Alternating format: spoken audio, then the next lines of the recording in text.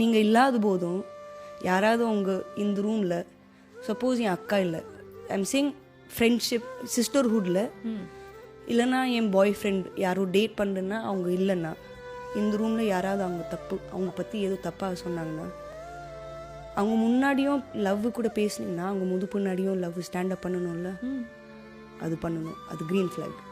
அவங்க இல்லாத போதும் அவங்களுக்கு ஸ்டாண்டப் பண்ணுறது அது க்ரீன் ஃப்ளாகுங்க. யூ ஹேவ் ஸ்ட்ரக் கோல்டுங்க. அதுதான் கோல்டு. டு ஃபைண்ட் அந்த மாதிரி ஆள் கிடைக்கிறது ரொம்ப கஷ்டங்க. அண்ட் இந்த காலத்தில் நோ டிஸ்ரெஸ்பெக்ட், டைம் ரொம்ப மாறுது, கொஞ்சம் கஷ்டம் ஆகுது, கொஞ்சம் தெரியல, எனக்கும் இன்னும் புரியல. ரொம்ப அக்ரெஷன்னு கோவம் அந்த இது வேர்டு எனக்கு பிடிக்கல யூஸ் பண்ணுறதுக்கு ரொம்ப ஸ்ட்ராங். ஹேட்டு எதுக்கு ரொம்ப ஆயிடுச்சுங்க. So we need to calm down in life. Kindness love goes a long way. Humanity is very important. பேசிக்கான கோரான ரெட் ஃப்ளாகு க்ரீன் ஃப்ளாகு நிறையவங்களுக்கு காமனாக இருக்கும்.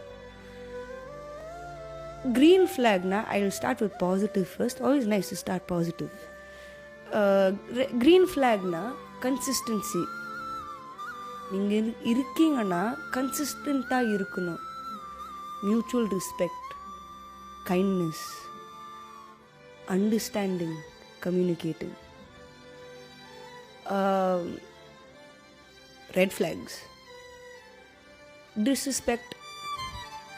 நீங்கள் தயவு செஞ்சு கை காமிச்சிட்டு வணக்கங்க தேங்க்யூ கிளம்புங்க சொல்லிவிடுங்க, தாராளமாக சொல்லுங்கள், ஒன்றுமே ஆகாது, உங்களுக்கு இன்னும் பெட்டராக இருக்கும்.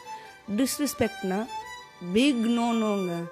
யாராவது மரியாதை இல்லாமல் பேசுனாங்கன்னா உங்களுக்கு எல்லாம் ரைட் இருக்குது, ஏங்க நீங்கள் தப்பாக சொல்கிறீங்க, டிஸ்ரெஸ்பெக்ட் பண்ணுங்க, கொஞ்சம் கிளம்புறீங்களா, பண்ணாதீங்க, இல்லைன்னா கிளம்புங்க, தாராளமாக சொல்லுங்கள். நீங்கள் லைஃப்பில் இருந்தால் கூட ஓகே, யூ ஹேவ் தட் ரைட்டுங்க. செகண்ட், பேட் மவுத்திங் இல்லைன்னா நக்கலாக பேசுறது தப்பு. இல்லைன்னா உங்கள் நக்கலாக தான் இது இல்லை, நான் உங்கள் முன்னாடி எது சொன்னேன் நான் சொல்லுவேன், அப்புறம் உங்கள் பின்னாடி வேறு அதுதான் நக்கல் இல்லை, கரெக்ட் இல்லை, ஒரு அளவுக்கு இல்லை நக்கலாக பேசுறது ராங்கு.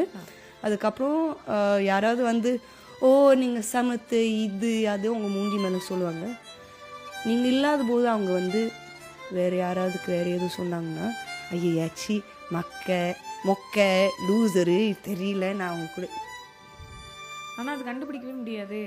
நிறையவங்க வந்து உங்களுக்கு சொல்லுவாங்களே, கன்ஃபர்ம் பண்ணுங்கள், அந்த ஆள் வச்சு கன்ஃபர்ம் பண்ணுங்கள், சொன்னீங்களா இப்போயே சொல்லுங்கள். அப்புறம் உங்களுக்கே தெரியும் அவங்க சத்தியமாக சொல்கிறாங்களா இல்லைன்னா போய் சொல்கிறாங்க, கரெக்டாக இல்லையா. ஸோ இது ரெட் ஃப்ளாக்ஸ். அண்ட் இன்னொரு ஒரு க்ரீன் ஃப்ளாக் இந்த நோட்டில், க்ரீன் ஃப்ளாக் ரிலேஷன்ஷிப்ஸ் பற்றி பேசும்போது உங்கள் லைஃப்பில் நீங்கள் இருந்த ரிலேஷன்ஷிப்ஸ் உங்களை வந்து இந்த ஒரு அண்டர்ஸ்டாண்டிங்க்கு கொண்டு வந்திருக்கும்ல. ஸோ நான் என் ரிலேஷன்ஷிப்பில் இந்த தப்பு பண்ணிட்டேன் அண்ட் நான் இந்த தப்பு இனிமேல் பண்ண மாட்டேன் அப்படின்னு ஒரு ரியலைசேஷன் வந்திருக்கும்ல, அது என்னது?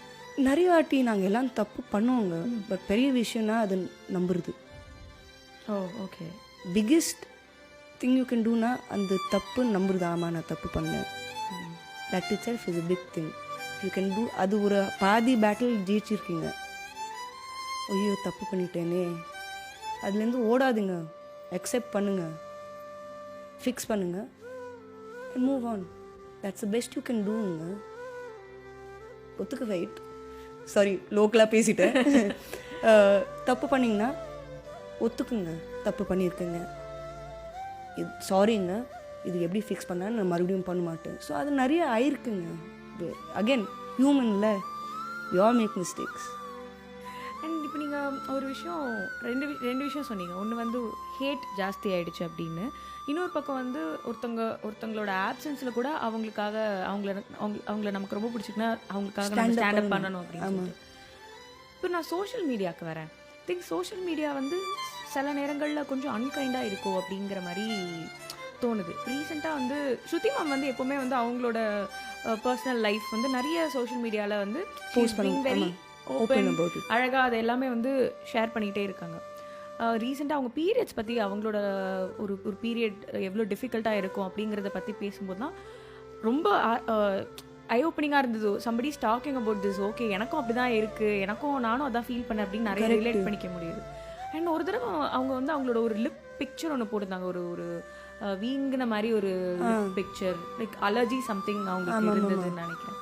ஒரு பக்கம் வந்து கெட் வெல் சூன் என்ன ஆச்சு அப்படின்னு ஒரு அக்கறை, இன்னொரு பக்கம் வந்து ஒரு ஒரு விதமான ஒரு ஹேட்டோ இல்லை ஒரு ட்ரோலோ அப்படி நடக்கும்போது அதை பார்க்கும்போது உங்களுக்கு என்ன தோணுது?